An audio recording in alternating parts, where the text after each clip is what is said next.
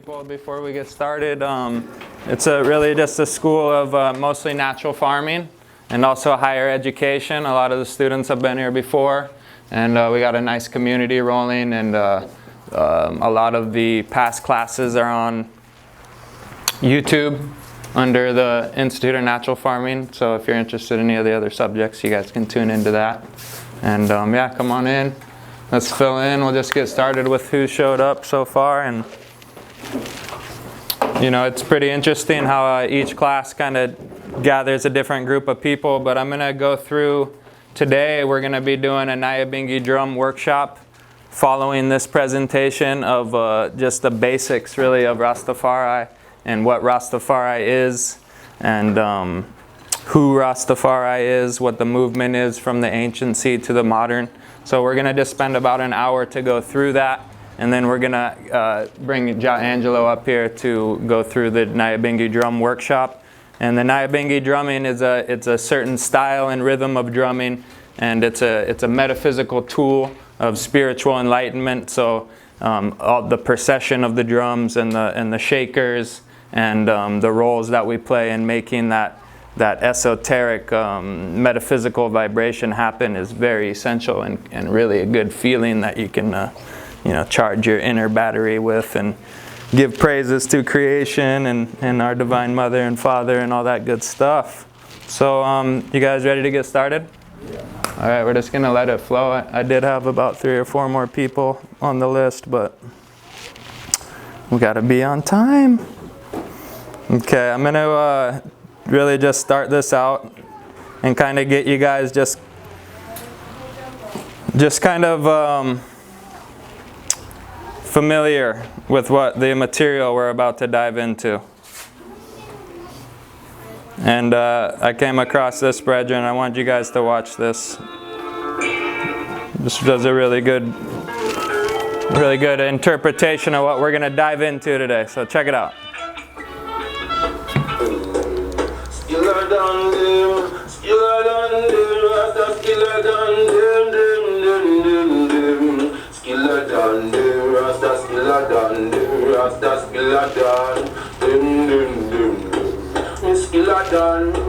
Nancy, I'm a driver. Me a hunt for the money, but I'm no suicider. Selassie, I'm a driver, driving us to better days. But mine don't need them. It don't make no sense. You're driving, mislead them. Don't need them. Fake smiles are just for false pretend. So the true treasure of life and the treasure of existence from creation till now, you know, you have to have a discipline to even be able to inherit the knowledge of the universe, because the knowledge where man inherit without the teaching of another person, divine knowledge, is stored in every man's DNA. Pay attention. The information of creation is written in our DNA. Through spiritual discipline and self-conduct, we can be able to access, we can tap into this vast knowledge base through DNA. We can tap into our DNA through discipline and this way of life. So this is why Rastafari take this way of life. Because the way of the world is not the way of nature. The way of nature is the way that is right. The way of man is the way of miscalculations and confusion. Yeah, so in order to chart the real way of life through the mystic of nature, because after all we are put here by nature, made by nature. You know, Rastafari is just a way to connect to nature, you know. You live natural, you're going to end up with the people who are natural. You live sophisticated, you're going to end up with people who are sophisticated. You see me say you live rich, you're going to end up with rich people. So you try to have a proper mindset of the original man. Because basically that we really gravitate to, having the original mindset of man without the influence of a man giving you knowledge. Yeah, did you grab your one now? Who you're supposed to be in terms of it's in the car. It's unlocked. Not man to man, not man to woman, not man to child, not man to animal, man to nature. You see me, I say the only connection is Rastafari, and that's not other connection. You see me, so you want to get in tune to your greater self, you have to find a medium, you have to find a door. It's like a portal, you have to find a portal to enter And in this dispensation at time, Rastafari liberty is the portal. You know, as made a reference before as the tabernacle being a place of astral traveling. You know, this is the portal to enter into different places within self. All right, so we understanding where this brethren's coming from? That's what we're going to dive into here in the introduction today. Is, like you said, Rastafari is a metaphysical tool. It's a portal into unlocking your DNA into your highest human potential. So some may simply say it's a, you know, a religion or a way of life or something, but then, you know, we're going to touch on a little bit deeper of what it really is here, you know. So really what I want to get out of the way early is that Rastafari is an individual spiritual journey. So no man can tell another man what his journey is and what he should be doing on his spiritual journey. So it's even though we are coherent in our root, I say one root, many fruit, you know, for the Rasta faithful and the followers of the tradition. It's a spiritual journey. It's a metaphysical tool. Like the brethren says, it takes discipline.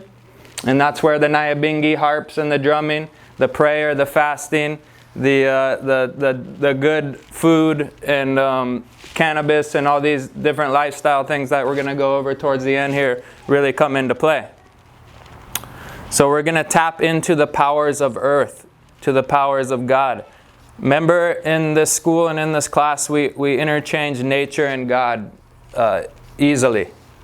So and then if you don't like that any of these words, just fill in your most pleasing imagery of the creation or creator or whence all this nature came, you know. So we're going to tap into those powers, you know, and Rasta is a tool to do that.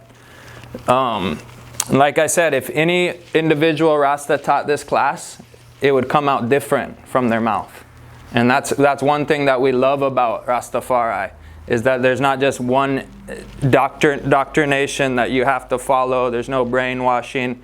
There's no church to make you go to. There's nothing that recruited you. There was nothing that told you to do something against your will. So it's all divine will. Most Rastas come into it through their own teachings and own journey. I personally say there's only 2 requirements to call yourself a Rasta, just 2. One is that you're going to strive to live righteously or live better than you previously did. That right there is the major one right there. So you're gonna live righteously, meaning better than you did yesterday. And you're going to strive to do that. It doesn't say that you have to be perfect. It's saying you're striving to live better than you did yesterday. You know, so that I would say is the number one requirement to call yourself a Rasta or to be part of the Rasta faithful.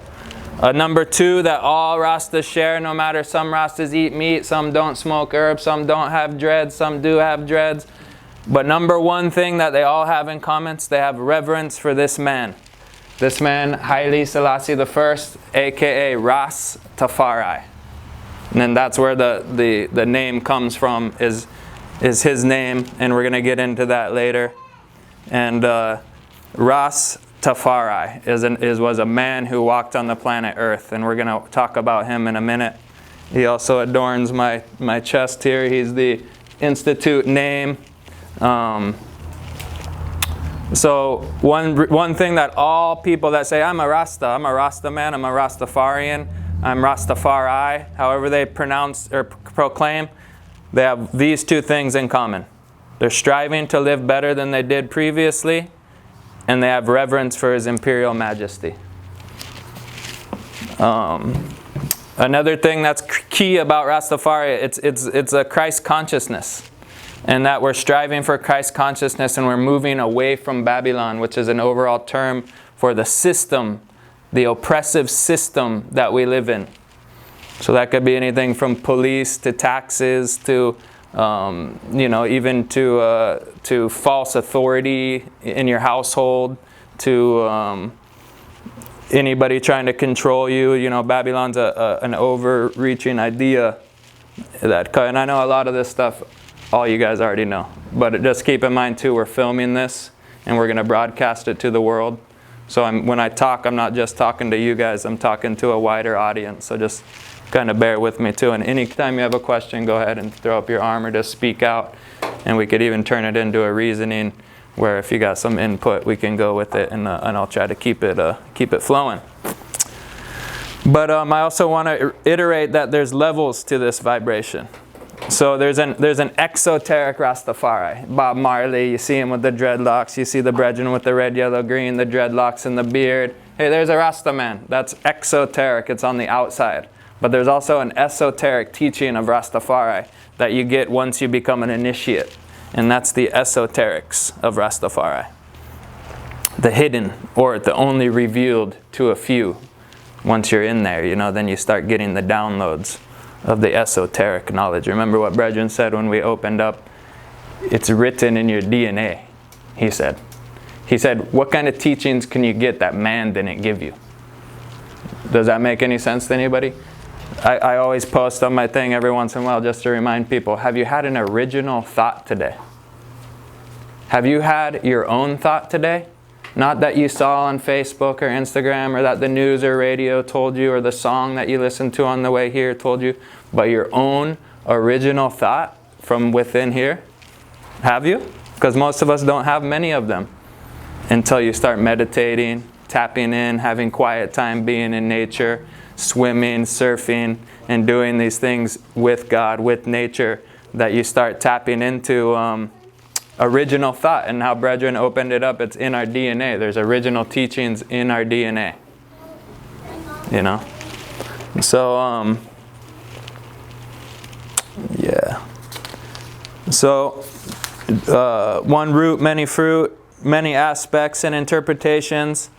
There's individual interpretations of Rastafari, and then there's group interpretations, and we're going to get into that later. So maybe in Jamaica, amongst certain groups, you have like a really hardcore discipline, and they would be laughing at me right now how I'm explaining Rastafari. They'd say, "Oh, that man, he's not militant enough," or something. So and I'm open to that. I'm okay with that, because there's individual ideas of Rastafari, and there's groups of Rastas that have their own core beliefs that aren't shared by everybody, so it's all right. One root, many fruit. And there's a Peter Tosh quote. I was trying to find it all morning, but I couldn't find the audio. I wanted to play it for you, but I'm going to subphrase it for you, or paraphrase it for you. And he's asked by an interviewer. I believe it's the Bob Marley guy, the archivist guy, Roger Steffens. He asked Peter Tosh. He goes, oh, and then he started talking about Rastafari and music, and he goes, so Peter, are you expounding a new philosophy? And he goes, no, man, this isn't a new philosophy. It's the original philosophy of man, the first philosophy of mankind. So that's what we're participating in, is the first man's philosophy, the first woman's philosophy. That's what we're trying to get to, the root of what it means to be a human being and to tap into that potential. The deli next door is passing around these, if anybody wants to pre-order food, it just makes it easier for them. It'll be minor though too, with the small class. So if you're not figuring out what you want now, or you're not hungry or whatever, you can always order at the counter too. But to make it easy, they pass those out. So we understand that we're not really participating in an indoctrination, We're participating in an education. And the root of the word education, it's a Greek word. It means to draw out. To draw out is to educate. So we're going to bring out that what's already written in our DNA, and we're going to bring it into our forefront of our frontal lobe, so we can act upon these truths that exist in the world, regardless of what you think about them existing. So I just wanted to lay that foundation before we get into this. Just so everybody knows, there's lots and lots and lots of interpretations of what Rastafari is, what the culture is, and I'm going to just try to do my best to give you guys like an educational framework for that vibration that's in the earth right now. And me personally, just to get it out of the way and out there to the world, I feel that Rastafari personally is the framework for the solution to all the world's problems. And that's a serious statement that I just made. So history. We talked about Peter Tosh, the first human, right? Okay, and then we're going to follow this historical timeline real quick. I'll show you guys some other photos just to give some reference here. His Majesty, we'll get back into some of these quotes later. Bob, probably the most famous Rasta ever. But here, like a church, that's a church in Ethiopia there. So the first humans, or Rastafari, the scriptures, the Holy Bible, the most ancient Bible ever is found in Ethiopia. It's written in Ge'ez, an ancient language that's found in Ethiopia. And that's where Rastafari is based, in the first ideas of metaphysical spirituality. And it traveled through time into Ethiopia, which became the first and oldest Christian nation on the planet Earth. This is the Church of Lalibela, hewn out of one rock. It was said it was built in 7 nights by the angels. So I'm just what I'm trying to show is that there's like this deep spiritual mysticism and unexplained phenomenon coming out of Ethiopia to do with ancient Christianity. So we can't get it twisted, because the Greco-Romans twisted it. So we're not going down that route. We're talking about the ancient root of all humanity. From Ethiopia, we have the crowning of Haile Selassie, Ras Tafari, and we have the prophecy that came through different black leaders in the West, that Haile Selassie would be a redeemer for melanated African black people. And that's where we get a bunch of really cool characters coming out of Jamaica. We got Marcus Garvey, Prophet Gad. We got Prince Emmanuel Edward of the Bobo Shanti. We got Leonard Howell from the first Rasta coming out of Jamaica. Then we got reggae music, Bob Marley, who brings it to the world. And I don't know if all of us would quite know this information if it wasn't for this line of passing of the information from His Majesty to Jamaica to reggae music, Bob Marley to the world. If us here, right in the West, in Hawaii, would even be having this class right now. So what I really wanted to get the point here is that Jamaica is a resurgence of the ancient idea. So a lot of people will say, where'd Rastafari start? They'll tell you in Jamaica in 1930 something.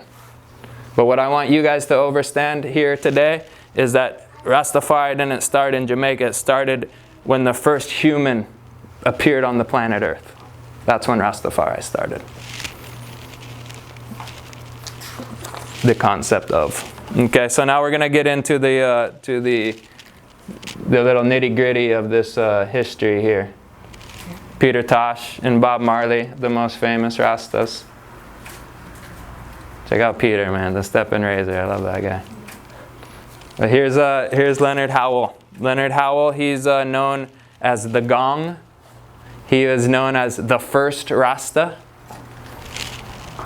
Leonard Howell founded Pinnacle, which was basically a commune or a community that was pushed into this kind of arid, not so favorable piece of Jamaica, and they started a community called Pinnacle. And he would have drum sessions. They would cook food together, and he created their own economy and their own community. And the main thing they created that community and economy around was cannabis, was ganja. And they grew it in Pinnacle and sold it in town. Pretty soon the police found out and the system found out about Pinnacle, and they dispersed it, broke it up. And then you had various Rasta camps start to pop up around Jamaica. Now this is in the 40s, 30s, 40s. I'm not going to go into specific detail. I was going to get really into detail on all this, but it's really, I'm just going to go through it. And so you can think in the 30s, 40s that Pinnacle was created, dispersed, and then you got a place called Backawa that was created, where it was on the outskirts of Kingston, and that's where a lot of the Rasta communities were. And Backawa, before the people moved in, was known for creating coal. So that's where you get this Nyahbingi idea. There's the judgment fire, the never-ending flame, the never-ending fire that burns, you know, because really this Rastas were on a coal-producing area. So there was always a fire burning, you know. And that's where you can start to see these similarities. And when we get into Nyahbingi and the more fire of the Bobo Ashanti chanters and the Nyahbingi chanters, you know, you start seeing these subtleties. But anyway, we'll cruise through this. Ganja was used as the main source of economy for the early Rastas. You had originally you had beardsmen before the dreadlocks. Before the influence of the dreadlocks, there was a lot of beardsmen, rootsmen they called themselves, hillsmen. There was the term birdites, so there were men that only ate what the birds ate. There was terms like the I angels, where we get I, yes I and I and I and I. You know, it's the language is tuned in to replace division and create unity. So whenever you hear Rasta talk, it's about unity. And these were some of these original elders from this time were changing the English dialect to better create unity instead of division through the word sound power. I want to get into, we'll get into Marcus Garvey after I explain this. So Rastafari, as in the 1920s, 30s, 40s, and coming into modern times, the influences that created what we see today as the Rasta movement. The dreadlocks, the drumming, the chant, the ganja, the community, the man-woman equality. You know, these all come from these main points here that I want you guys to understand. African indigenous tradition, Indian spirituality and disciplines,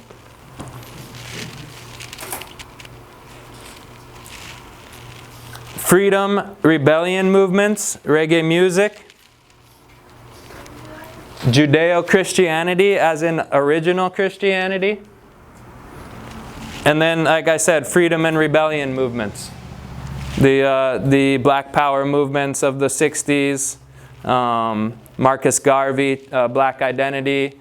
You got Elijah Muhammad and the Nation of Islam teaching people about their roots and to better terminology to call each other instead of degrading words and whatnot. So I wanted you guys to understand these are the roots of the modern Rastafari movement. Right here. Check it out. African indigenous vibration. So that goes to any indigenous culture. Is a root form of Rastafari. Indigenous cultures. Indian spirituality, as in the sadhus, as in Vishnu, Shiva, Brahma. You know, you guys follow yoga. Came from Africa. India, Africa. If you open the Bible and you go to the first book of Esther, it tells you about a king that ruled from India to Africa to Ethiopia, and that was all the kingdom of Kush. So we got to understand is that the northern African culture was getting over into India, and India was coming. It was all one culture. Even when the Europeans went to India, in some of the first accounts, they said the straight-haired Ethiopians were some of the first accounts. So we got to understand India played a role. And if you get back into like here with Leonard Howell, Pinnacle, and Backawa, there were Indian indentured servants coming to Jamaica at the time. And they say, some people credit them with bringing cannabis seeds also.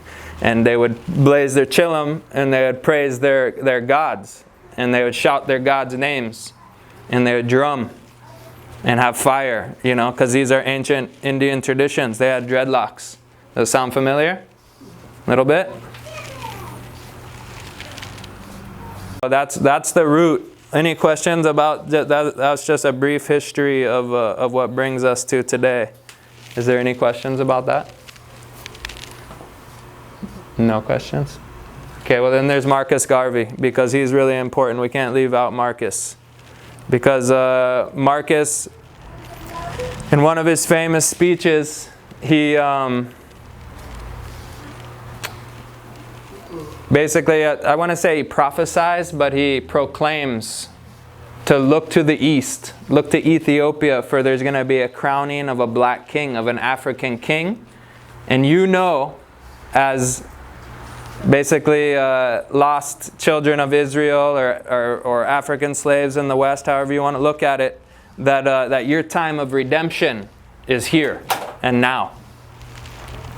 So they took that speech from Marcus and they said he's John the Baptist's return, you know. He prophesied the coming of Christ, and he told us to look to Africa because Haile Selassie was going to be crowned, and sure enough he was crowned within a few years of that speech, or even months, I'm not too sure exactly. And that's where a lot of the modern Rastas formulate their affinity to Marcus Garvey. He also was a liberator of melanated people. And he gave back your self-identity, self-sovereignty, and he also built enterprises and businesses to help the melanated cultures that were in the West. And he was also deported to Jamaica for that. He made the Black Star liner. He was going to do shipments from Africa to the Americas for black people to have their own economy. But, you know, of course, the powers to be put an end to that, deported him back to Jamaica, where his homeland was, and where he later on passed away there in Jamaica. But huge, huge influence. I really am just going briefly over this. You guys should look in way deeper into all these characters, because what I'm saying is just the tip of the iceberg.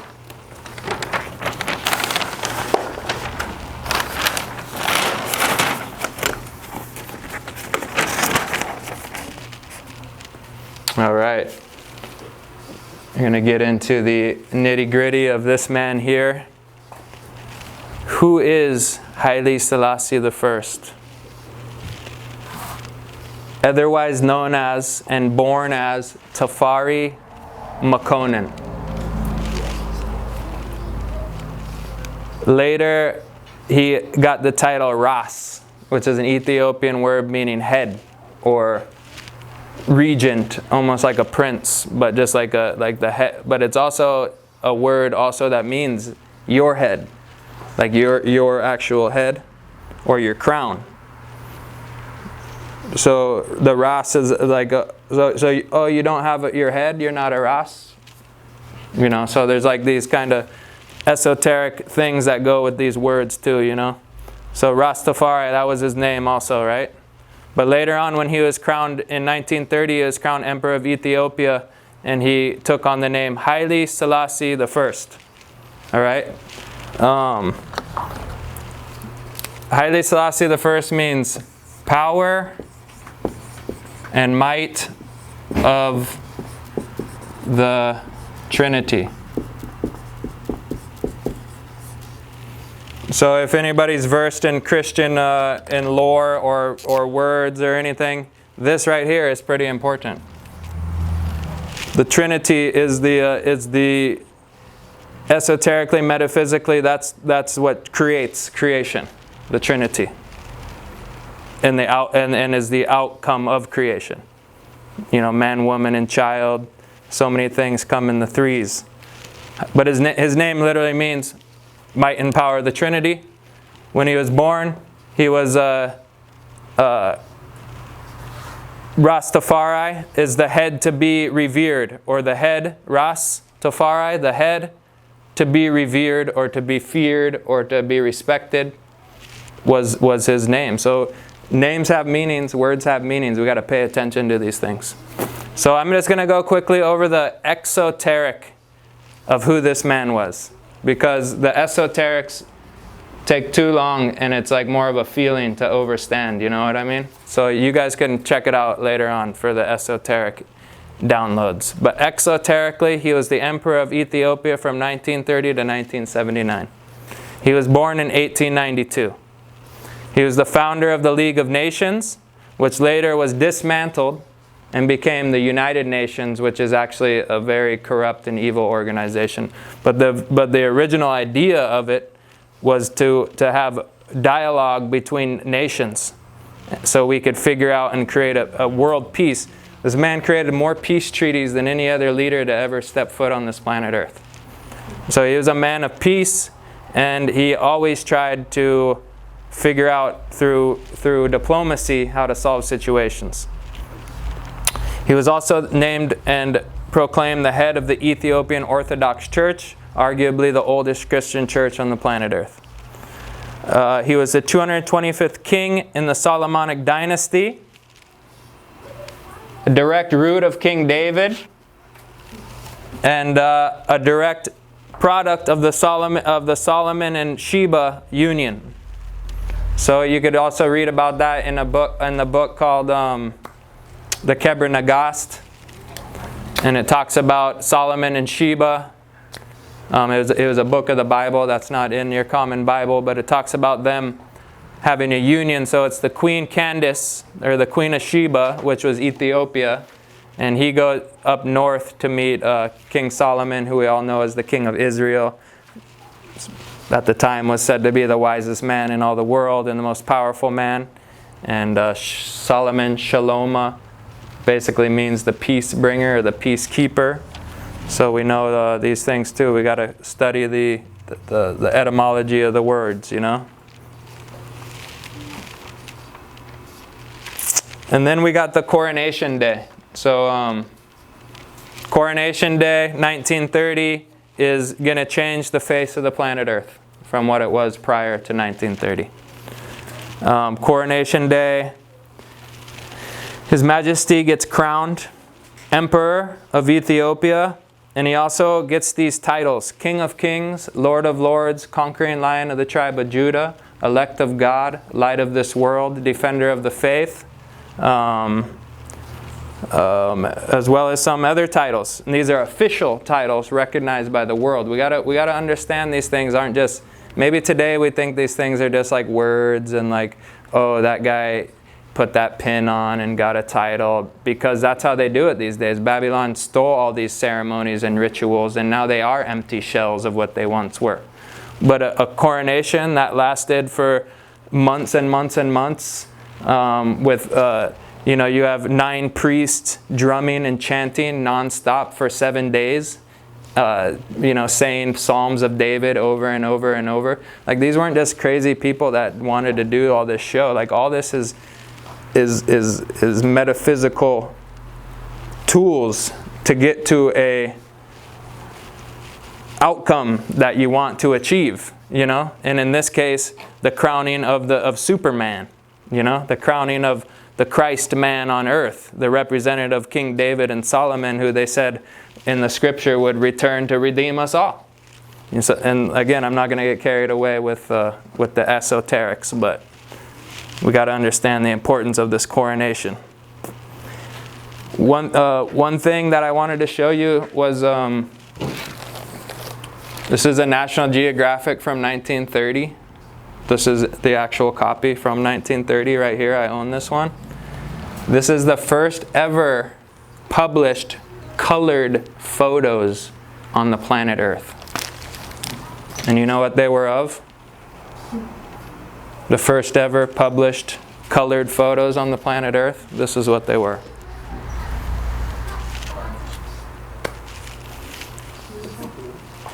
We need to also make note of what's going on here. His Majesty broke with thousands of years of tradition. It gives me goosebumps. To crown his empress in equality on the same day that he was crowned. Usually they would do a lesser ceremony several days after the coronation of the emperor to coronate the empress. But he said, no, no, no. Sun, moon, and stars. Equality, creation time. Yin yang, the Star of David, pyramid up, pyramid down. We ain't dealing with no half ceremony. We're going all out. Esoterics, metaphysics. We want this thing to synergize properly. We got the Empress right next to us. That's huge. Big time. The battery's operating now. Fire, water, positive, negative. We got the binary code charged, right? Again, I'm trying to stay away from the esoterics, but it's kind of hard to help it. 72 nations came to this. 72 nations, all the most important ones of the time. England, America, nations of Africa, India, Asian countries. They all sent delegates to this in 1930. They all bowed down when he was crowned, on their knees. Nobody argued the titles. King of Kings, Lord of Lords, Conquering Lion of the tribe of Judah. 72 nations, nobody stood up and said, that's not correct. That's blasphemy, I'm out of here. Nobody said that. They all bowed down. Why would, if you were another most powerful human being on the planet Earth, why would you go bow to this guy? Unless it was true. So they all came and they bowed. No one rejected, at the wedding. Does anyone have any words against this marriage? Does anyone have any words against this coronation? All the delegates, all the kings and queens of the earth, no one rejected. So he gets these titles. Unrejectable. You can't reject it. Nobody can. Those are his titles. They're his. Okay? So just to touch on those titles. Why is it important that he was called the conquering lion of the tribe of Judah? Where do you read of the tribe of Judah? In the book of Revelations. In the Savior of mankind coming to redeem us from our going astrays of the earth. To put us back in natural order with mother, with father. That's who gets the title, the conquering lion of the tribe of Judah. That's who gets that title. Nobody else. Just Christ. Just Christ gets that title. Remember, nobody had anything to say that it was false. They all came and bowed. So we just need to keep that in mind. I want to show you something else just to drive this home a little bit. Check out some more of these cool, look at these. These are all really cool, this is all gold. Like that's gold, that's gold thread you guys are looking at. So these are like the richest, this is the richest country ever to exist. Ever, with real gold, not fiat currency. Look at those crowns of pure gold. But what do we know of Ethiopia? Poor people. Flies on your face, starving, need money and a handout. A couple commercials in the 80s. A few commercials from the 80s. I guess they laid off of that nowadays. You don't even know anything about Ethiopia. That's true. But yeah, if you were a child of the 80s, you knew Ethiopia as starving children with flies on their mouth. When really this was Ethiopia. The high priest of the oldest Christian church, the conquering lion of the tribe of Judah, wearing golden robes with on his thigh written King of Kings and Lord of Lords.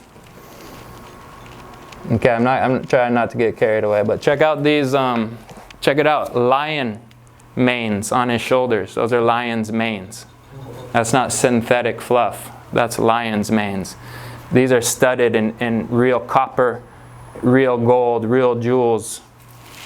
So where do we go from here? Just wanted to share this with you. And so he's talking about the coronation. After the completion of the coronation ceremonies for the emperor, the empress enters and takes her throne. She is crowned with less elaborate but always impressive rites, conducted also by the archbishop, his bishops, and his priests. The final ceremony is a grand tour of the cathedral by the imperial majesties. They are escorted by the bishop and the priest, the princes and the high dignitaries, assistants and others, carrying palm branches and chanting. You need to make note of this. Even if you don't understand it now, make note of it, and someday in your life you'll go, holy crap. Carrying palm branches and chanting, "Blessed be the King of Israel." Okay? Blessed be the King of Israel. I'm not making this up. This isn't, do we trust this as a reputable source? Do you think that this was not a reputable source in 1930? Maybe they were lying to us? I don't think they were. But they reported that everybody chanted and nobody disagreed that blessed be the King of Israel. Imagine the implications of this today. Today, where we stand. Trump and Bush and all these guys, they give billions of dollars to so-called Israel every year for military expansion and to kill indigenous people. Right? Why is this man crowned the King of Israel?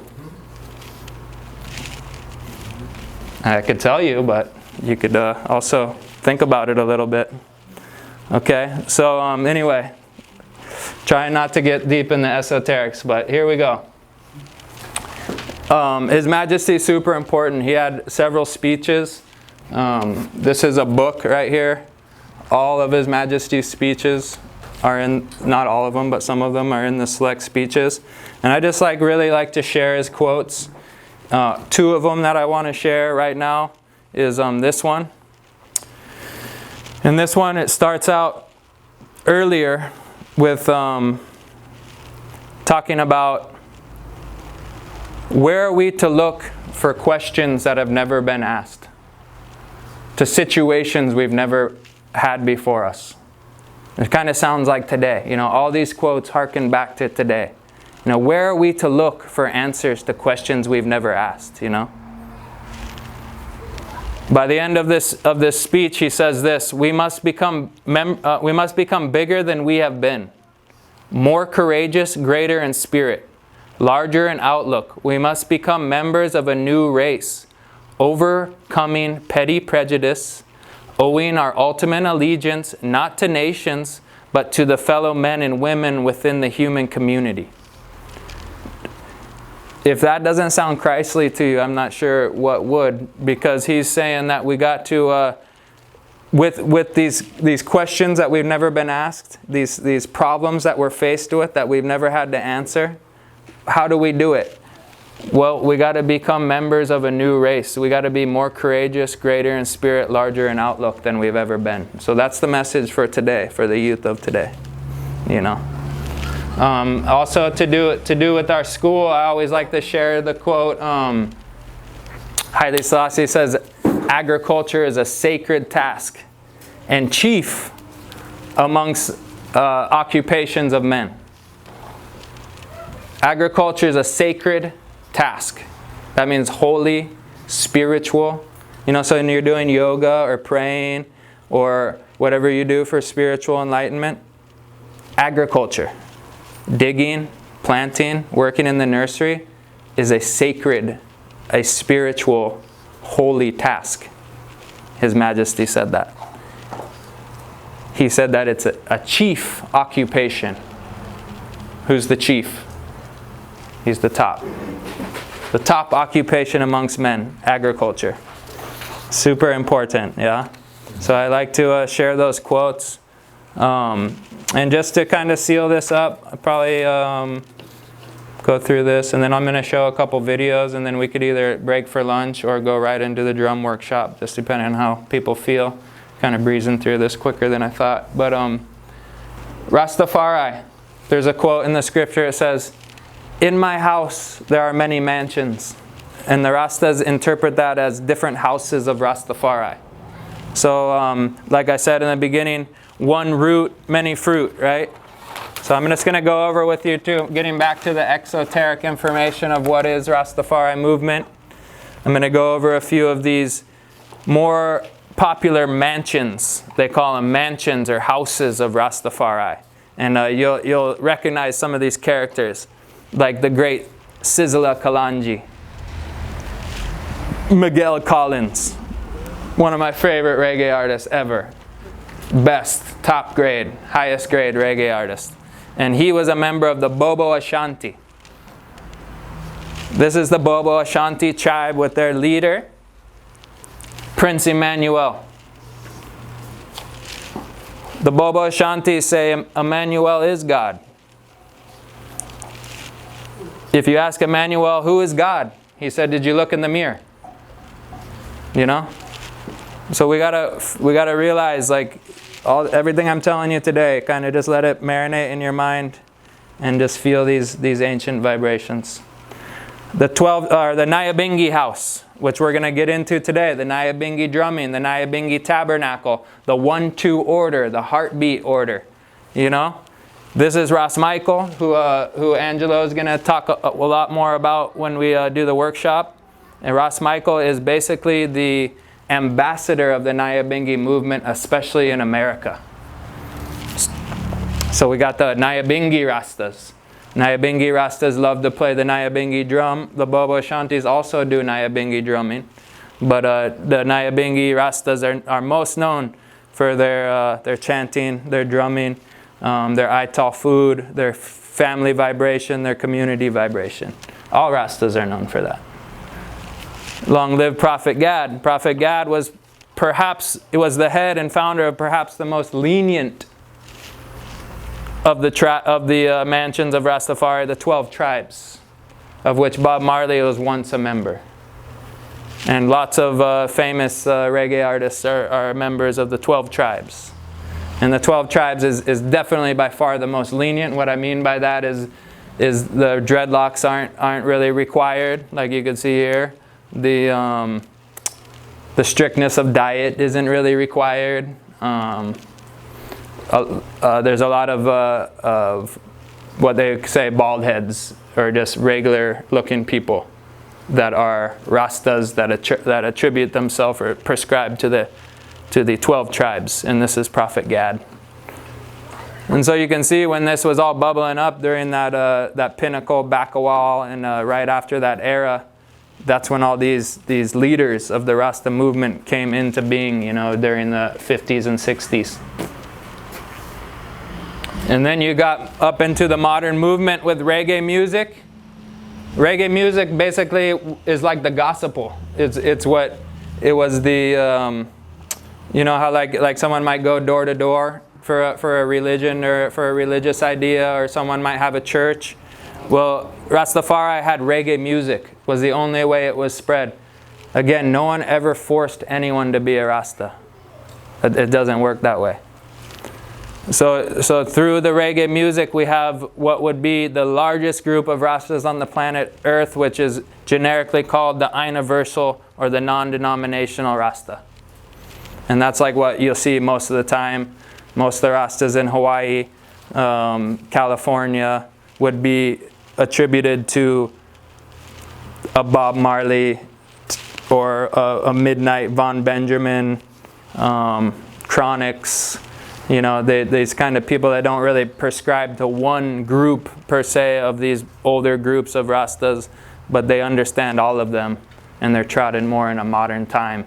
And that's what I'd say as a non-denominational or universal Rasta. Any questions so far? I just got one more section here to go over. I hope you guys are getting something out of this. And it was kind of interesting putting it together because I didn't want to offend anybody. And like I said, Rastafari is an individual journey. So if there was a different Rasta up here teaching this class, it would come out differently than I'm presenting it. But I wanted to give you guys the groundwork, the framework, the exoteric knowledge of who. So when you trod now and you see the Rasta and Hilo, you go, oh, I know what that man's all about. You know, I understand that. It's not just a reggae guy smoking weed. You know, he's got some deeper things going on. So anyway, I'm going to finish with aspects of Rasta culture. And these are just kind of what, if you participate in 2 or 3 or more of these, you're probably a Rasta.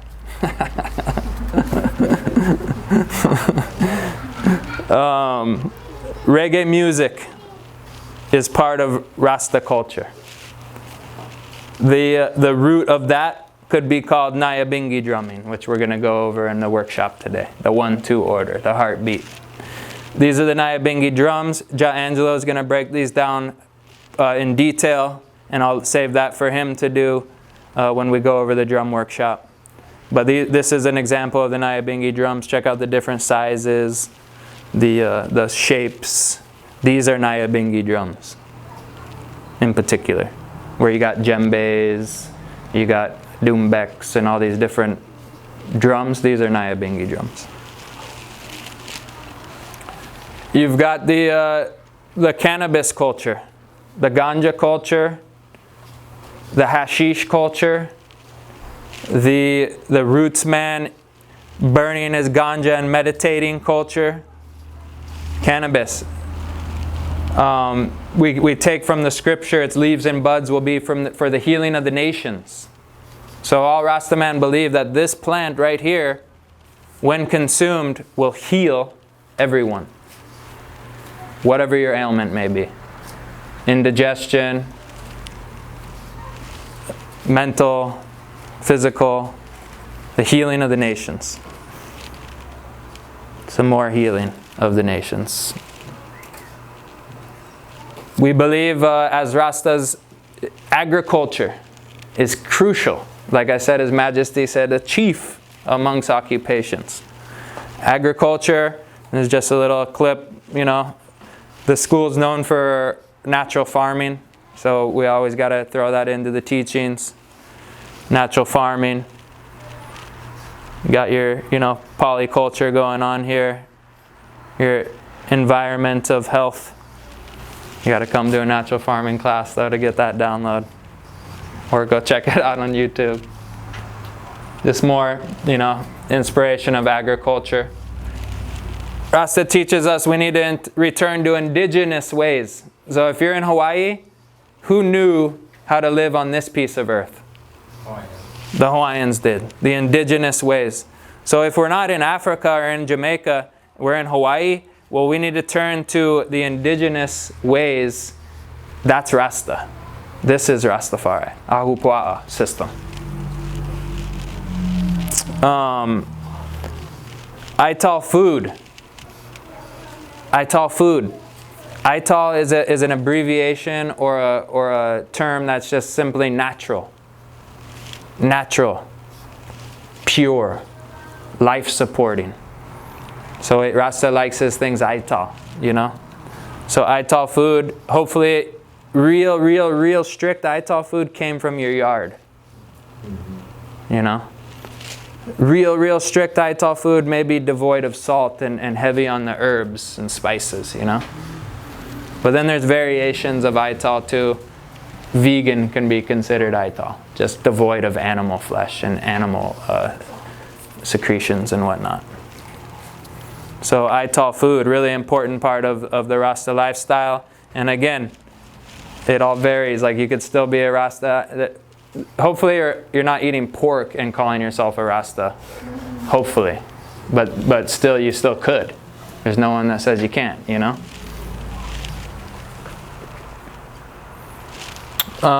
Just a few of these last things. Like I said, the Empress, the woman in Rastafari is considered 100% equal to men. Rastas say all life is sacred. Animals, microbes, men, women, children, all life is sacred. And the Empress, we hold in equality. Now, lots of times Rasta gets a bad rap of being male chauvinist, and that comes from slavery. And what I mean by that is the slave master used to beat the slave man. The slave man go home and, doesn't know, and he hits his wife, So that's all born out of bad situations, right? So a lot of people, especially modern, think Rasta is a male chauvinist kind of movement, but that's totally untrue. 1,000,000%.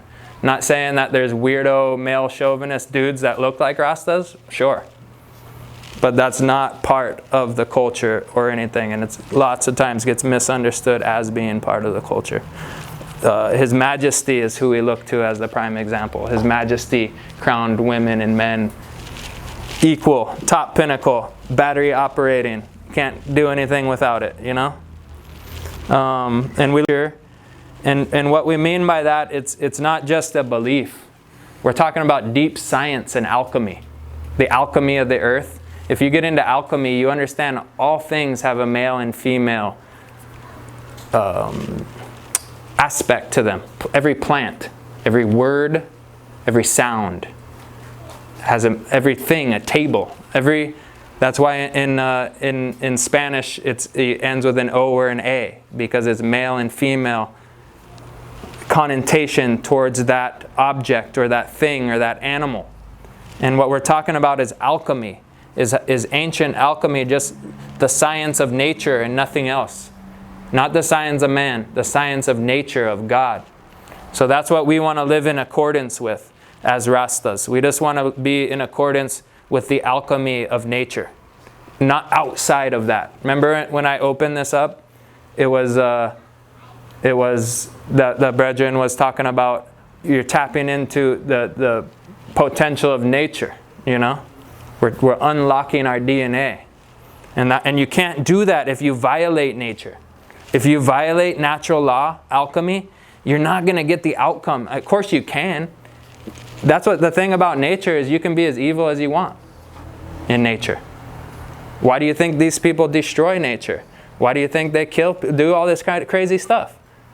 God's not stopping them from doing it. You still can. But are you going to get a good outcome from that? Are you going to get the alchemical production you're looking for? You know, these are the questions. So we want to live right. You know, that one requirement as a Rasta, you're just trying to do better than you did yesterday. No one's expecting you to be perfect. It's a non-violent movement. It's a non-political movement. We don't want none of that thing. We don't want arguing or confusion. So it's not political. We don't want violence. It's not a thing that we're forcing anything on anybody. With that in mind, Rasta also embodies this idea of the lion and the lamb. If pushed and provoked, you can become a lion. But we always want to go the route of the lamb, right? So I'll protect my family, but I'm not going to pick a fight, you know? This is this idea of the lion and the lamb, you know? And His Majesty was actually a representation of that spirit, because nobody messed with him. But yet he was gentle as a lamb, you know. The dreadlocks you see, and we talked about that earlier. We could get deeper into the esoterics of dreadlocks, but really, just to touch briefly, the Rastas believe they're an antenna linking us to that natural world that we talked about and tapping into that potential of the natural world. Like if you've seen that movie Avatar, where that alien has dreadlocks and it goes into the tree and he gets the download. Well, they were just talking about Rastas. Farming, agriculture. I'll touch real quick on this, and then I'll play you a video and we'll take a break. The name of God. So in my endeavors of just learning what it is to be a human being, the name of God was this thing that always came up, and it's like this ongoing debate and issue. But anyway, we derived the name Jah from the ancient Hebrewic form Yah, or Yahweh, or Yadhe Vadhe, or the Tetragrammaton, or the Tetragrammation. So you can take it into science, or you can just take it into language. You could take it into metaphysics. But calling on the right word sound power in your prayer seems to me to be important. So in Rastafari we call upon Yah or Jah as the short form of Yahushua or Yahuwah or Jehovah. You know, these different variations of the ancient name of God. We could talk all day long about just this one sentence. I could give a whole presentation on the name of God. Maybe one day we will. But anyway, before I play this last video and we finish up,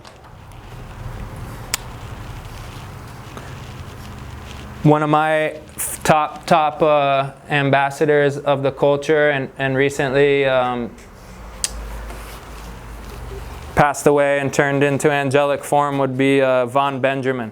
And I was recently watching a video of his, and he was being interviewed as one of his last interviews, and the woman was kind of an antagonist in her interviewing style, and she says, well, what's the future of Rastafari? Does it have a future? Is it growing? Is it fading away? And Vaughn simply replied to her, today, Rastafari is everywhere. Vegan, cannabis, lifestyle, yoga, breathing. He goes on to say, all these things you see of consciousness rising are Rastafari. Those are the things that I just explained in the aspects of the culture, right? Cannabis, ital food, metaphysical music, you know? Equality of all human beings, you know? Accountability for your actions, you know? Non-violent, non-political. Where's Rastafari? What's the future of it? Is it dying? It's non-stoppable. It's unstoppable. Until that day, you know, that all men are equal, all races, no one's considered inferior, no one's superior, you know, until that day. Rastafari is going to keep trotting on, you know.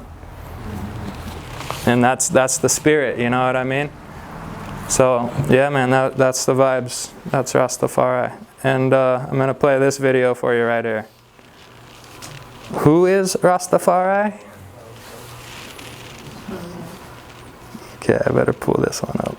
This is a good one. This is a good one. I'm going to leave you with this. You ask I, who is Rastafari? Rastafari is I. I stand Rastafari. Every I stand Rastafari. I and I. Rastafari. Haile Selassie I. Rastafari is sun, moon and star. Rastafari is everywhere you are. Snow, wind, rain. Here comes Rastafari again. Again and again and again and again. Absolving your colonial hurt. Negating your colonial pain. From Rastafari we could never refrain. You ask I, who is Rastafari? Rastafari is colorless, north, south, east, west, purging away your colonial mess. Indeed, Rastafari is the highest. Rastafari is king of kings, wood, stone, iron. Rastafari is the conquering lion. You ask I, who is Rastafari? Rastafari is uncompromising. Rastafari is soul uprising. Rastafari is no disguising. Rastafari is divine love. Well, is this surprising? Rasmalika, this coming from my heart. Critically. That is one. I wanted to show you that too. Like you can kind of just feel the spirit of the elder, you know. It's like the someone said like who is Rastafari, you know, and it's like he just, you know, it's like it's almost. It's a metaphysical, non-answerable question, you know.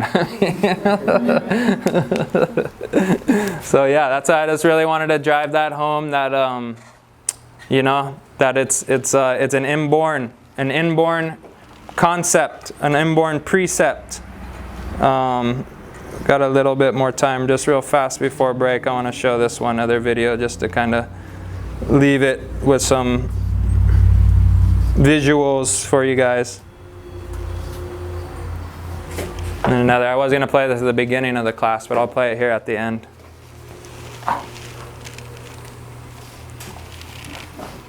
And we'll take a lunch break and come back and do the drumming or a break or whatever you guys want to do.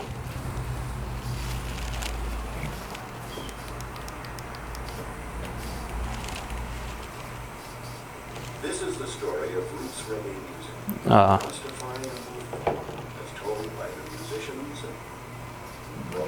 Guess we'll have to be quiet. On April 21st, 1966, his Imperial Emperor Haile Selassie I visited Jamaica. For many, it was the genesis of a revolution. Shoot, the volume's not really coming in, but I just wanted to show you these visuals, you know. This is when His Majesty visited Ethiopia. Jamaica, and it's just kind of the first time. You can just kind of feel these vibes, you know.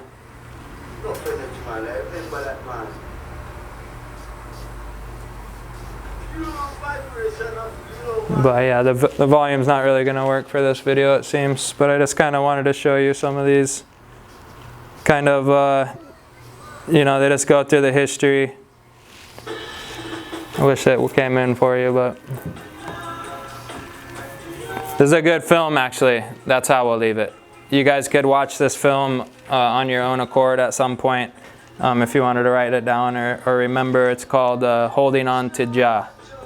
And if you search YouTube, it's on there full length. More about the musical aspects. Yeah, it talks about the roots of the music and of the movement, and it breaks down Marcus Garvey, just kind of like we did here, but through this man's view.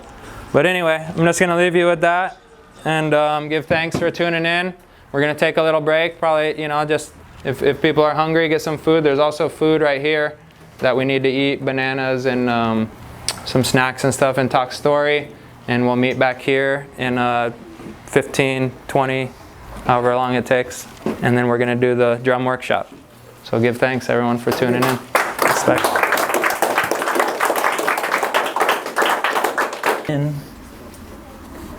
Okay, cool. Yeah, give thanks for coming. Finishing up this class, the Rastafari basics. And now we're going to do the Nyahbingi drum workshop. So we talked about part of the Rastafari culture is the Nayabingy drumming, unique to the Rasta culture, and there's an actual pattern to it and a style of a 1-2 heartbeat and syncopations in between.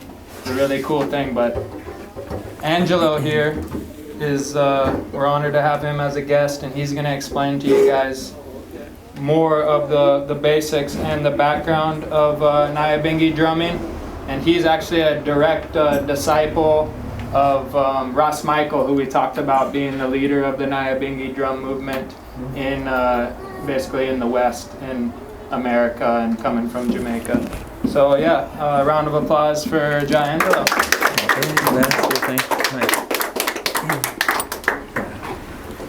I just want to give thanks to the Most High Jah, Ras Tafari, every time, you know. Empress Menin. Give thanks for our brethren, you know. All the works that Ras Logan does, you know, give thanks. All the people who help out. Everyone coming in today, you know, we just give thanks. Say Jah bless, give thanks. This is a Nyahbingi workshop, so we're going to cover a really large area in a very broad way. Just touching on specific things that I feel is important to share. Starting with the foundation of Nyahbingi.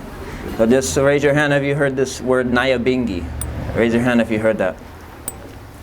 And if you heard that,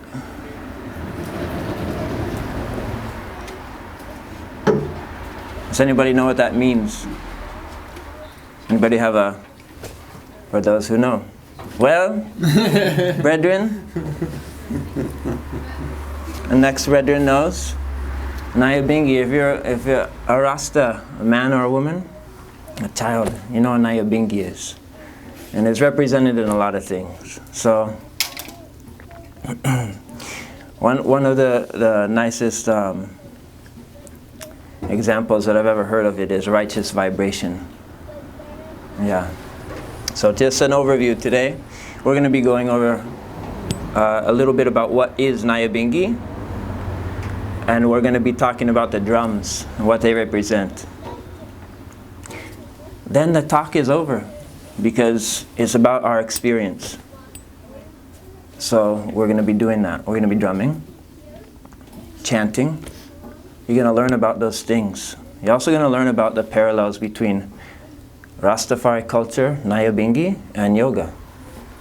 As Brethren Logan mentioned earlier, there was encampments with Indian Rasta. and African Rasta. So these cultures form around that. One thing we still see from that today is the drum, the heartbeat. It represents all of it. So for Rasta, a heartbeat is the foundation. It's the foundation. So, give thanks for coming. A little bit about myself, how Jah has my journey. Just try to pick it up like when I was a youth man and I would grow up in Southern California. In my neighborhood there was a Rasta man. I would see him just, what's that guy over there? And be like on a skateboard or something. But it would kind of hold the vibration. So I say that's notable. You don't see that vibration too often, but you see some people build their consciousness up and they live in the spirit. So I have a elder in the area where there's an African shop, culture shop with African masks all over the walls, drums, different things from Uganda. Yeah, the elder. He had come from Africa during a time when there was massacres.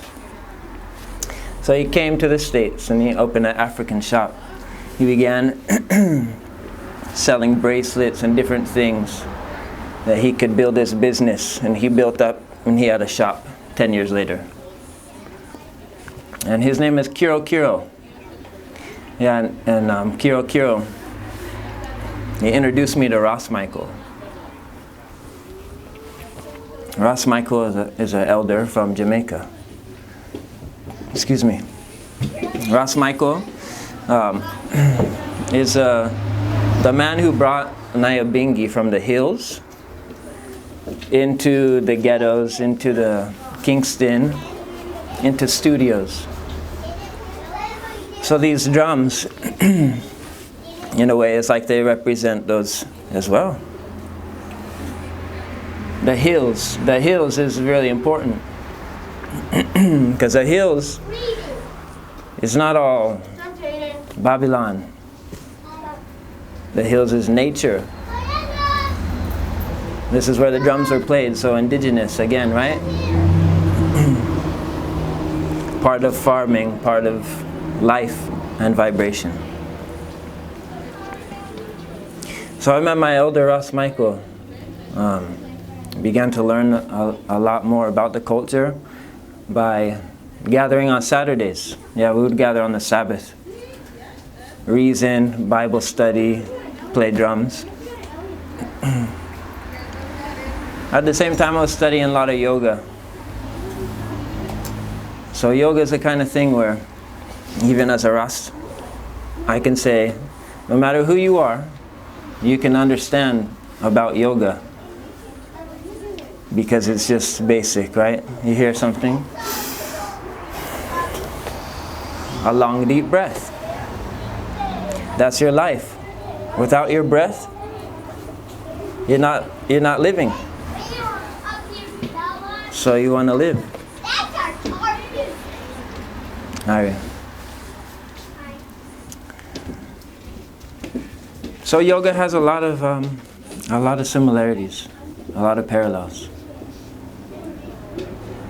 From those teachings and linking with Ras Michael, I began to compare and contrast the yoga. And brings us to the breath, you know. We're going to go over. Give thanks for allowing me time to reason, you know.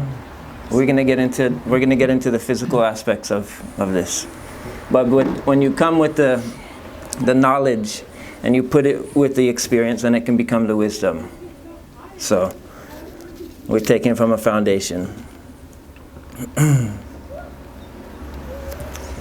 Yeah, drumming has a lot of benefits. It's the first instrument. Even you can look up very easy and find basic benefits: reduces stress, relieves frustration, so boosts brain power, releases negative emotions. It's healing. It brings you in the present moment, and it builds confidence. Your spirit, so drumming teaches you those things. Your spirit, how to be confident in the Lord, confident in the spirit within you. That's Nyahbingi. With Nyahbingi, it's an order. It's an order, you know? It's a 1-2 order. So like we said in the beginning, it's a righteous vibration. It's also a 1-2 order. It's your heartbeat. So, I'm just gonna hold our right hand, yeah? Just sit up straight. Put your hand on your heart. You okay? Your hands on your heart. We're just gonna tap the heart. Boom, boom. Boom, boom. Boom, boom. Boom, boom. So I just want you to hold that for a second. Continue with that. We're just going to learn some long, deep breathing. It's essential for life, you know? So hold your hand on your heart. We're just going to go over this breath. It's going to become beneficial for you, not only just today, the rest of your life. So you can hold your hand on your heart. So it's like a full yogic breath, yeah? You have 3 parts: a belly, a rib cage, a chest. You're just going to inhale and exhale through your nose. As we inhale, belly expands, expand the rib cage, draw the breath up into the chest, and hold for equal the amount of time. You're going to exhale through the nose, down in the chest, down in the rib cage, push the air out and pull the navel point back towards the spine, hold out for equal the amount of time. And inhale again. Naturally breathe, fuller, longer, and deeper. So the Nyahbingi music has a breath to it. It breathes. It's a living music. When we connect the breath with the heartbeat. So it brings us to the next section too. Chanting is a part of Nyahbingi. We're playing a heartbeat in a strict order for meditation. There's also chanting. So chanting has a lot with yoga too. So neurotransmission, fluid, secretes in different parts of the brain. It said that we don't have wiring, but the fluid, yeah? Like the water. So the sound vibration is healing, allows us to make the connections. Yeah? Blood-brain barrier. Well, alter states of consciousness, right? Alter states of consciousness. It's just like yoga too, because yoga teaches you want to kind of rise above the regular stuff. That's the same as a Rastaman, because the Rastaman sees Babylon, an oppressive system, then you want to naturally rise above that. So in yoga, it could be called as samadhi, enlightenment. Same thing. You stepwise. You want to be here in an enlightened way. It's like the Elder Ross Michael says, we're in this world, but we're not of it. So.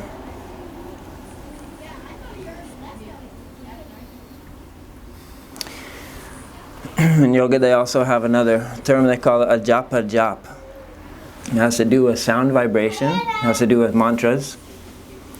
And it's the recitation of mantras, your prayers, your affirmations, which we hold. Our recitation of them becomes like a unrecitated recitation, if that makes any sense. It's where your mantra, it just, even when you're not chanting your mantra's still there. You know what I mean? So For Nyahbingi, we say this heartbeat says, do good. What's it say here? Do good. Do good. So do good and good will follow.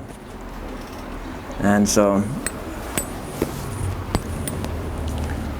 this is a big part of it, you know? Okay. Anybody have any questions so far? This is really unique, you know? This is a unique gathering we get to be part of here today, so give thanks. So. Give thanks. You ready for the drum section, huh, Jaden?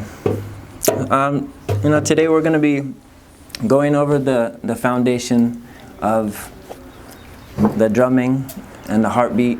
If you don't have a drum, just feel no way. If there's something to use, you can use. Drums and then shakers as well. And just clapping the hands, you know, is always nice too. Do you want to break down the different types of drums before you? Yeah, so right now we're going to break it down for the different types of drums and the basic beat that we're playing. So in this workshop, as we hold Nyahbingi, we would continue the Nyahbingi for the duration of the celebration, yeah? So sometimes there would be celebrations that last for 3, 4, 7 days, and the drumming doesn't stop. So today's workshop, in the first half, we're going to learn some of these things. We're going to be stopping and then continuing, and then we're going to get a chance to just play Nyahbingi. All right, so what do we got? One of these? What's this one? If you have a drum, go ahead and bring it in front of you. And oh, I can't get up and walk around too much probably, huh? Yes,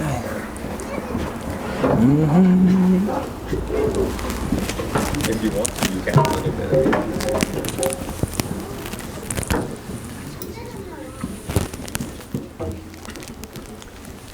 All right, so gonna go over some basics, right? The trinity of drums, Nyahbingi drums, when I refer to, you'd have a bigger drum, which would be a boom drum. It's usually, in the olden days, I believe it was made out of the big wooden barrels. And they would get covered. Can see that image at all. But there's that big circle drum in the middle, as opposed to the size you can see these ones you have in front. Yes, nice. So we have, this would be called like a boom drum for us. This is our boom for today. The next kind of drum is going to be the funde. It just plays a heartbeat. So the boom drum, the funde. So everyone say boom drum, and say funde. Okay. The next drum is a repeater. It's like they would call it kete. Usually a little smaller drum and high pitched. So it talks. It's telling the story, or it could be like it's typewriting. So, and that's just one person playing kete, mostly. So together the whole drums is called a kete. That's the set, the trinity of drums. So if you look around in here, like some of the wider diameter ones would be the funde, which is more the bass drum, like you said. And that's more to hold that heartbeat. And then if you look around in here, like Brethren's holding here, the smaller, and even some of these, but would be more of a kete. Even these are djembes, these aren't Nyahbingi drums at all, but just wanted to so you guys can visually see the application of what he's talking about. Sorry. Give thanks. So we're just gonna would like everyone to do this too. You're just gonna hold your hands up And then in a 1-2, we're just gonna, normally it's the right hand, but if you want it to be left, it can, maybe if that works better for you. But you're just gonna set the right hand down and let it rest on the drum. And then you're just gonna set the hand down and just let it rest. It's almost like, yeah, you can make this little triangle, yeah? You can make a trinity on the drums. Because when the hand's set, they're kind of gonna set where they're both on the drums, right? This is Funde. So this is Funde, just holds this. And the count is on 4.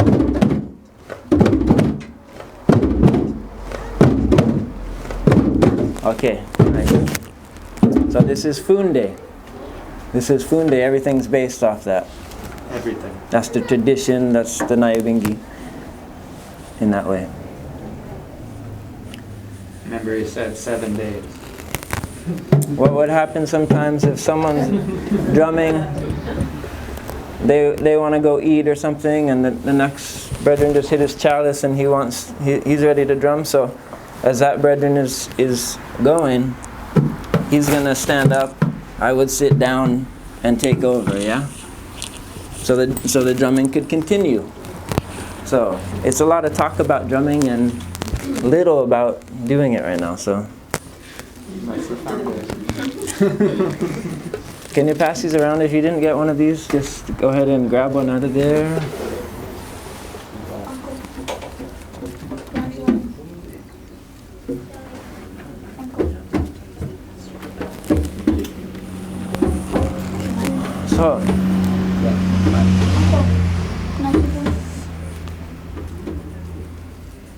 So we're all going to be learning on the Funde today.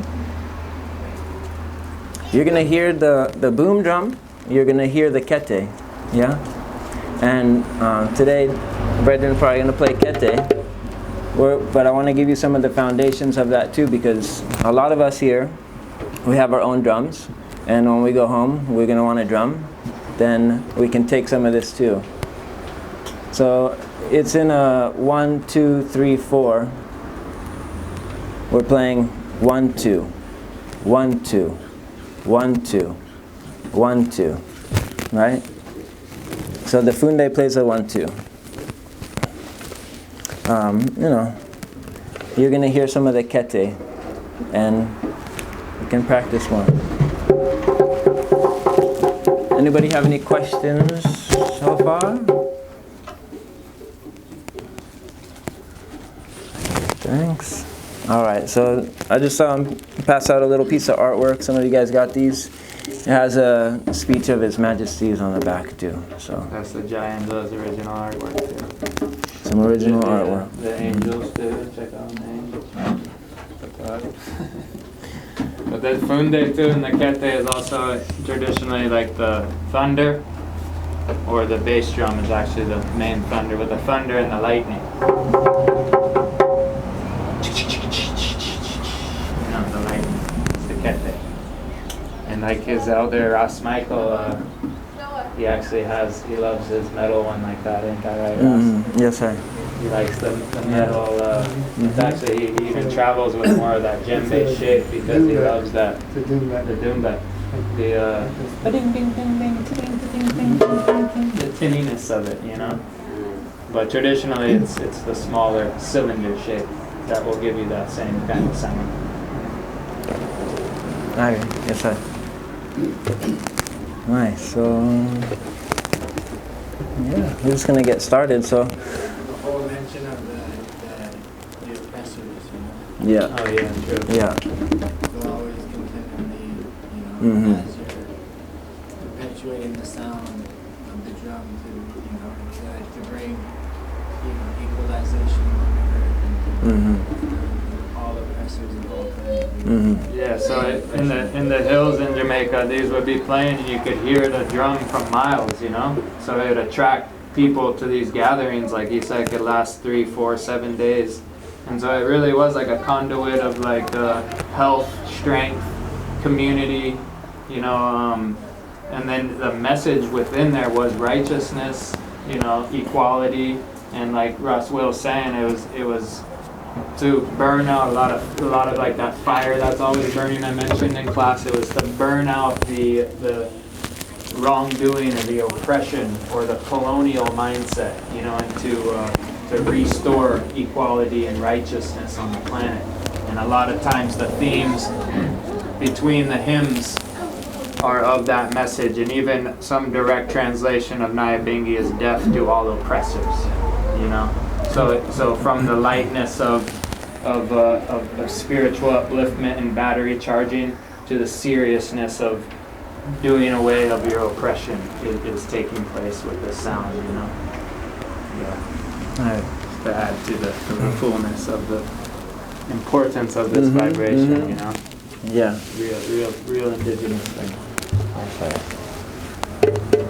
So we're just gonna begin playing some heartbeat. We're gonna stop for a moment. We're gonna learn a little chant, and then we're gonna chant together. Okay? We're gonna do the heartbeat. I'm just gonna be looking at each one of you to see how the heartbeat's looking. Remember, I just wanna let it rest. And it says, "Do good."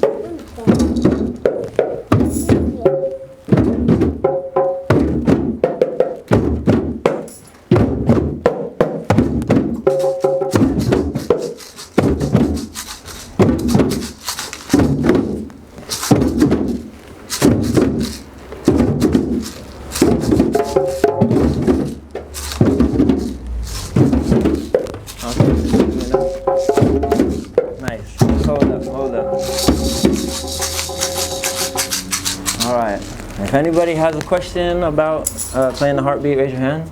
All right, y'all got A+. You got A+. So you don't get that. You get this one. you can hear sometimes they say, "Beat down Babylon." That would be like playing a drum, yeah. And one brethren said to me one time, my good brethren Ross David, he said, "This chants and music and stuff like can like even save your life, yeah." You know, so yeah, so Word sound power. we're gonna be learning this chant, yeah. We're gonna be learning this chant, so I'm just gonna repeat after me, okay? So, hear the voice of the Rasta man say.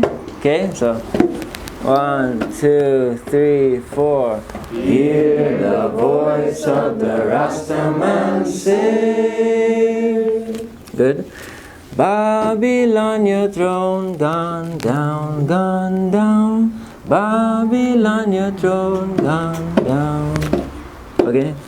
1, 2, 3, 4. Babylon, your throne gone down, gone down. Babylon, your throne gone down. So fly away home, so fly away home to Zion, to Zion. Fly away home, fly away home. Good. One bright morning when my work is over. One bright morning when my work is over, I will fly away home. I will fly away home.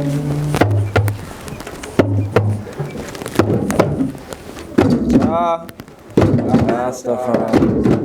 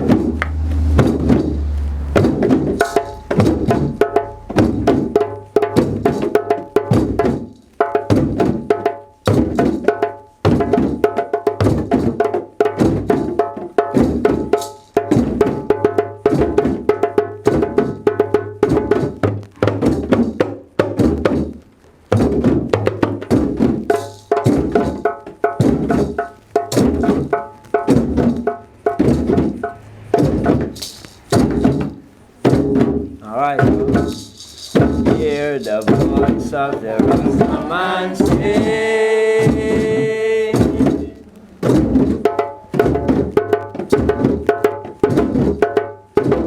Babylon, you're gone down, gone down. Babylon, you're gone down.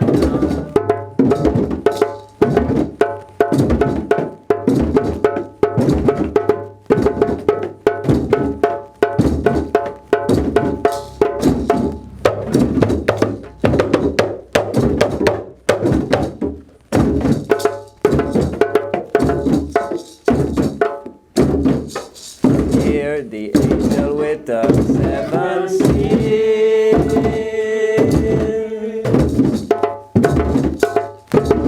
Babylon, you're gone, gone, gone, gone. Babylon, you're gone, gone, gone.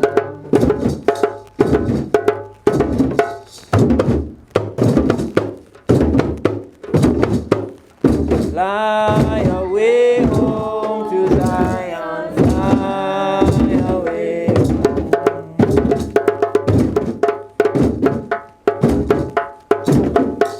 Fly away home to Zion, fly away home.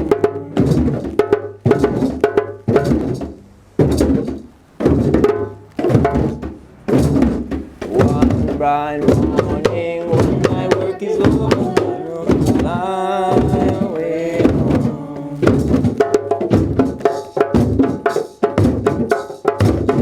One bright morning when my work is over, I will fly away home.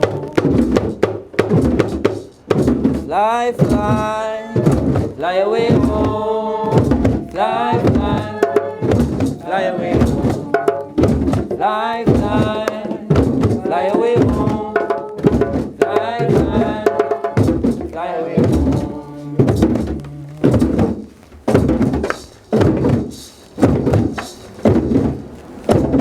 One bright morning when my work is over, I will fly away home. One bright morning when my work is over, I will fly away home. Fly, fly, fly away home. Fly, fly, fly away home. Fly, fly,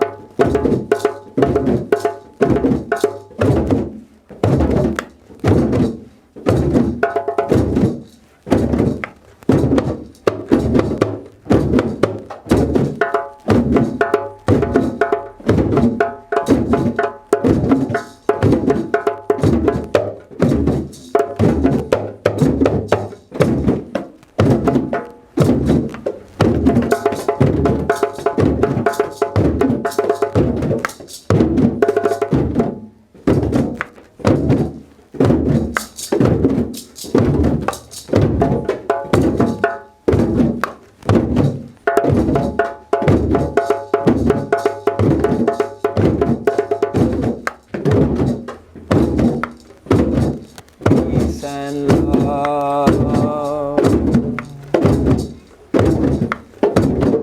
Peace and love.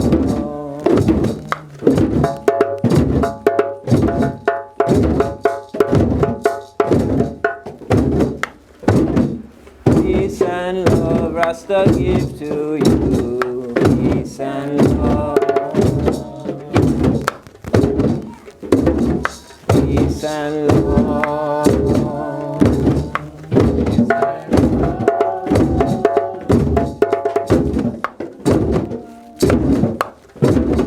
Peace and love, Rasta give to you. Peace and love.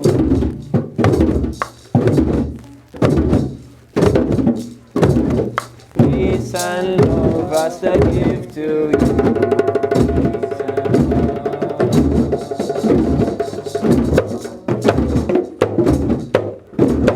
Peace and love.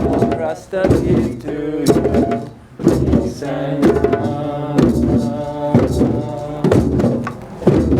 Peace and love. Rasta give to you. Peace and love. Rastafari.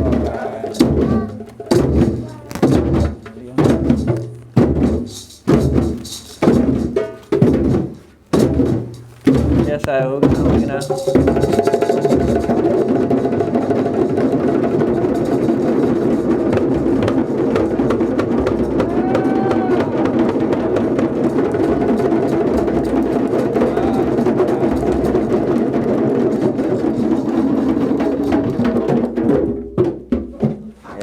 Nice. Oh, we're already getting into it. Feeling the transmission. So you know, workshop style. We're taking a look at this now. You know, the benefits of drumming. Okay, the benefits of drumming. Yeah. You know, everyone get tired a little bit sometimes. You know, but our best thing is to sit up straight. You know, we learn that in yoga too, same way. But you know that the more your spine is straight, that the more your energy is going to be able to flow. Yeah, and the Nyahbingi is a heartbeat. So through the Nyahbingi, you can balance yourself. Yeah. So the heartbeat on the drum becomes your heartbeat, and the heartbeat of the drum is healing. So that's healing. If I could say something real quick, I just want to remind people of the beginning of class when that brethren was on there and he started, he was playing the Bingi drum, and he said this is a metaphysical tool, this is a gateway into nature, into the higher consciousness, into God. So the reason why this has been handed down in this tradition is because it unlocks, and how you can start to feel that welling up even just in those 5 minutes that we were doing it. And at first you're kind of, your consciousness goes, why am I just, but pretty soon once it becomes outer body, like just becomes, and you're not trying and thinking anymore, that's when you're starting to unlock these benefits of humankind, just like the yoga, just like the stretching and the drumming, and you start to enter these realms. And like how that brethren said, like that's his transmission. You're getting these metaphysical transmissions through the drum. So it all might seem kind of mundane in the beginning, but once you know the position, it's all for a reason. And then I also wanted to make note that these traditions could be as strict as a very, very strict Bobo Ashanti Nayabingi setup where everybody has a role, you know, from man, woman, and child all play a role in that metaphysical network to make it synergize properly, to a workshop style like this where we can all just kind of play and learn. And even most of the Nyahbingis you encounter in America, a lot of the times you'll hear people wanting to be the Kete man all over the place, you know. So he's teaching you the proper foundational way, but don't be, amazed if you go to a Nayabingi and you hear 4 or 5 people being that Kete man just because it might be so mundane for them to play that. But it's all for a reason, it's all for a purpose. But also know there's some give, and then there's also no give if you want that full outcome, you know. But then there's also plenty of give because we're all human beings and we're living, you know, learning at good time. I can add to it too, like, remember in that interview that Vaughn has on Fox News, and he talks about the heartbeat in the womb, that's like the first sign of life. You get that 1-2, and that everything after that is built off of that. Like all of our heart gets give, and everything, all of our teeth, our your hair, tongue comes out of your heart. Tongue becomes after that Second part. thing. The 1-2 is what starts it all. You know, so like when you're playing the 1-2, don't act like it's nothing. Right. You know, because it's everything. Right. You know, This is, it's literally, it can save. Also, like Logan said when he was giving the speech over here, some Rasta guy's going to tell you something totally different. Yeah. It's a different Rasta system. There's some traditional Nyahbingi guy can come in the room and be like, I'm leaving this because they're teaching the wrong tradition. Right. Because like some guy in Jamaica, like for instance, like in Jamaica they would say women are to be on the shaker or the tambourine, and the men put the pinnacle in between their legs because that's what we have in between our legs. So there's different reasons for everything, But like in a setting like this, when we're learning the foundations of Nyahbingi, it's great to know all aspects, I believe. And then if you ever got yourself in that situation, to be the one that's more of a listener instead of the talker, you know? Follow the traditions of what's going on around you. Just to put it into perspective, to be like, this is no way informed the way. That's right. Yeah. Stay away. A great way. And at the same time, it is the way. It is the way. Yeah. Yeah, so, you know, we're just like touching on the tip of an iceberg today. Just like every class, really, on these workshops that we do here is such a scratching the surface of the deepest realities that we live in, you know. And those are individual, once again, so we get to experience those individually. Yes, sir. And again, too, the word sound power comes from Queen Nayabingi, who was one of the fiercest drummers on the battlefield. So they would send her out in front of all the troops to drum and chant, and it would scare the opponents. And then she would go back, she was like a shaman. I have some photos of her, a video. She was like a shaman woman. But she would go out there and drum and chant. But like Will's saying, like for 7 days straight drumming, boom, boom, boom, boom, boom, boom. You know, there's roles for man, woman, and child. And then there's no roles for man, woman, and child in a certain setting. So we're properly teaching the thing going forward. Yeah, this is a unique workshop, you know. Just like a Native American thing, you know, that would be the same situation. So it's not like unique to Rastafari or to Nyahbingi. It's just the synergy of metaphysics once again. You know? So we have gone over the Funde. We've played Funde. Chanting, yeah. When we chant, that's like to me one of the most powerful things we could do on the earth. When you're chanting, you're using your breath. When you begin to bring your awareness to your breath with whatever you're doing, then you're creating that life force. You know, we learn that in yoga too, and elders in Nayabingi would say this too. We wanna be breathing. Again, the music is breathing. So when we're chanting, we're breathing. You know. So this music is, you know, liberation, you know. That's what Bob Marley said, right? Banjo? What do you say? None but ourselves can free our minds. What do you say? So this is what we want to reach, is a liberation.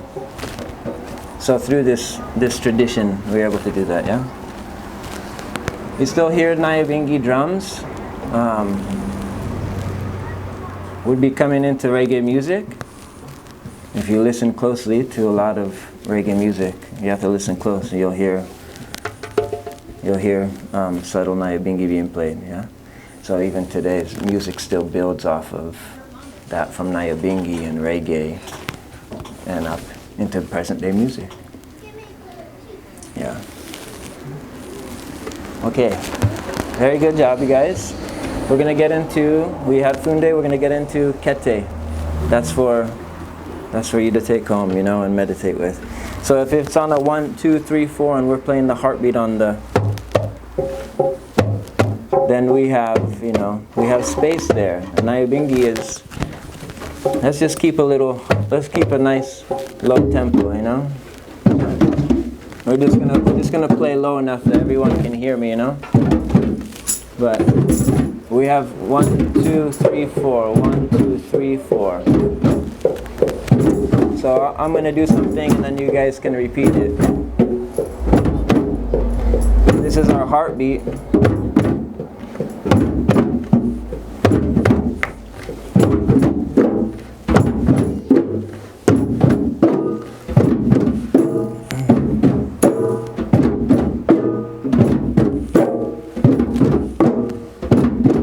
Okay, so hold up. So we have space in between, right? You can go 3, right? Or you can go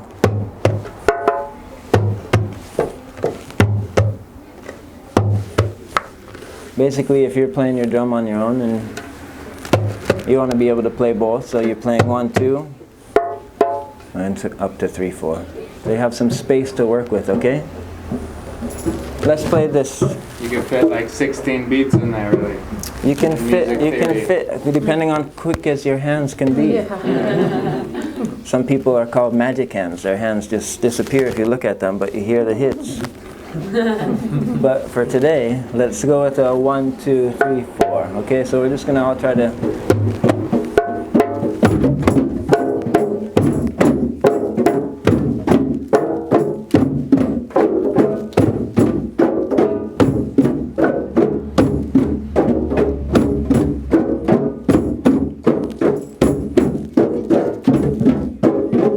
Okay, good. I think we got this. Nice. So workshop style, so each time we get to go in, it's kind of reaffirming it, you know.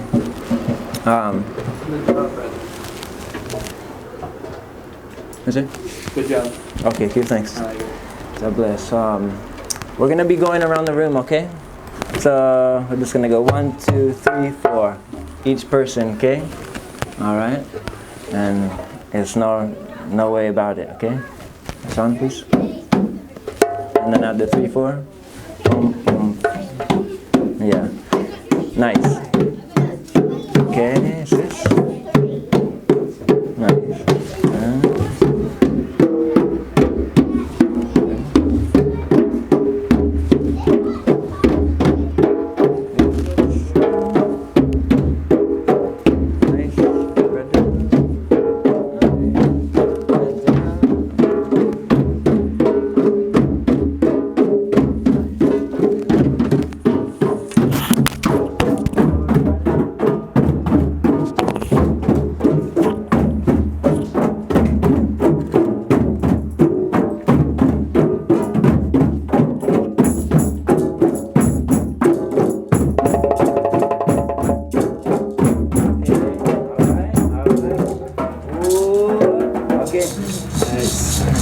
Okay, we got that.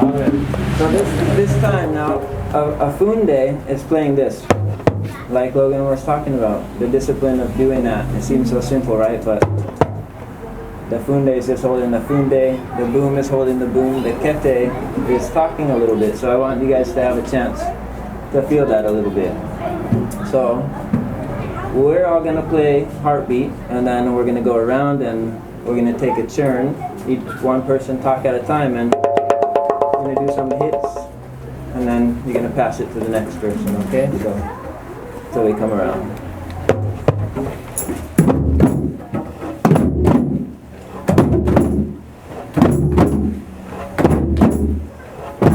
You wanna try some hits? Always got one. Just come back to the heartbeat. Nice. Okay. And then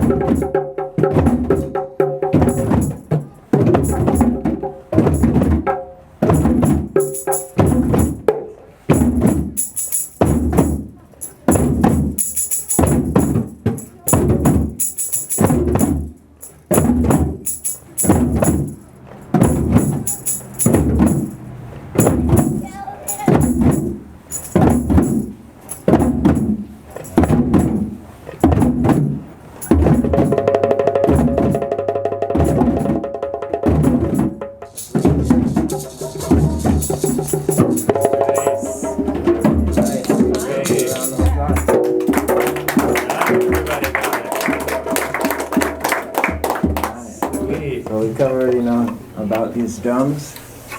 And if anybody has any questions now, is a nice time. What does the boom play?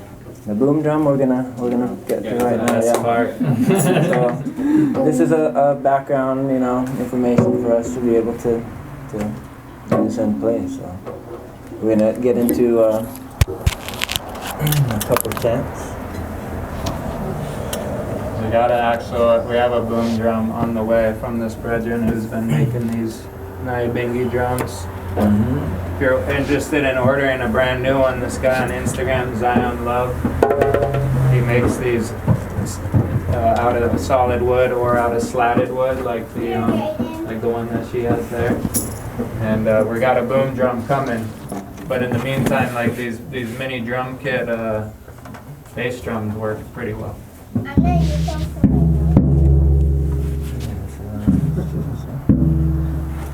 So yeah, a big part with Mom, you want to say something? the drumming is the chanting, which I learned from yoga. But if you take your hand and put your 2 fingers on your navel point, and then just 2 fingers below that, yeah, it's kind of where you want to be chanting from too. So we very briefly went over the full yogic breath, Maybe we'll get to do another workshop soon where we have just some breath and yoga type of vibes. But just to keep in mind that full breath and the chanting, And a lot of times we could feel shy or something if we're just maybe people feel shy sometimes, But we're all here, this is a safe place, and we're all chanting, and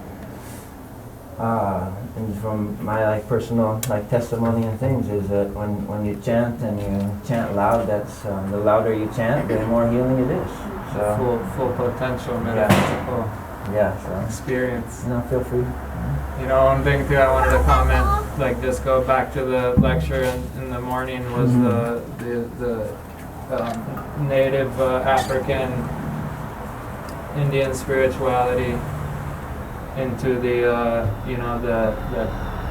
Ethiopian Orthodox Church. And the reason why I'm bringing this up right now is that a lot of the chants we hear are what? Churchical, right? There are a lot of, the Conquering, these are all churchical, oil in thy lamp, keep it burning, These are all churchical hymns, but these were the hymns that the original Nyahbingi men sung in the hills. So that amalgamation, again, we're witnessing 2020. We're experiencing it and participating in it and getting the positive aspects of all those traditions. That's what I feel like Rasta is a synthesis of all the positive aspects of all those traditions. Yeah, I've got 4 of them. I've got.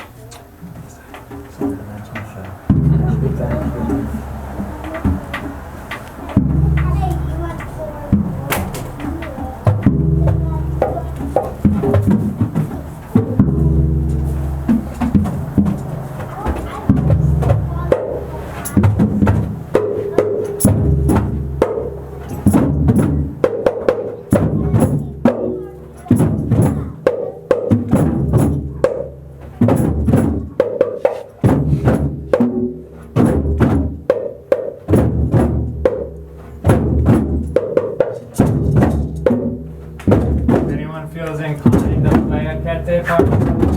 Go ahead and do it, and then everyone else give them their space to do it, And everyone can have a turn, but feel it naturally, and it's fine if people overlap. But if you feel like just holding the heartbeat too, that's more traditional. But like I said, we all want to feel this vibration, so let's go with the flow.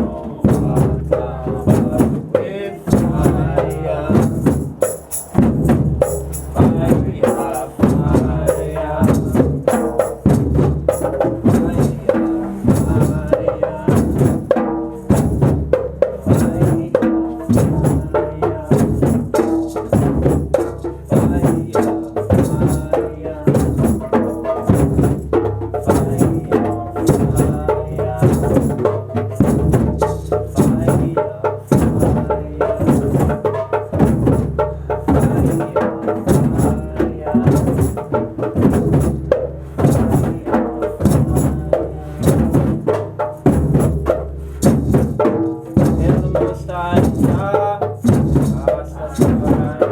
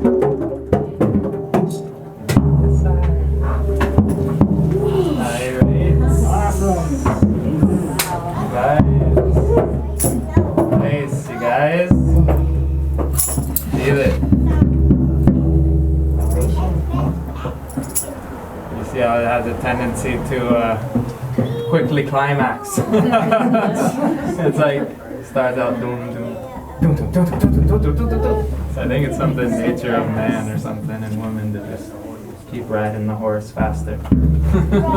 Well, we have one more for the eye, you know, and it's a sing along. You know, it's a song that I learned from Ross Michael, and you know, say just God bless all the ancestors and the elders, all the youths, all the generations, everyone. You know what I mean? And give thanks. You know? So the song is says Jah praise on the mountain. You know? It's kind of like when I look out and see that's like where we live, yeah? So it says Jah praise on the mountain many a day, yeah? So, one more. With the outside, give thanks. You know, like, sing. Do they call and response or not? Yeah. The mountains, say Jah praise on the mountains many a day, many a day. Okay, so we're gonna repeat that. Then we're gonna say many a day, many a day, many a day, many a day. Yeah. Boom, boom, boom, boom.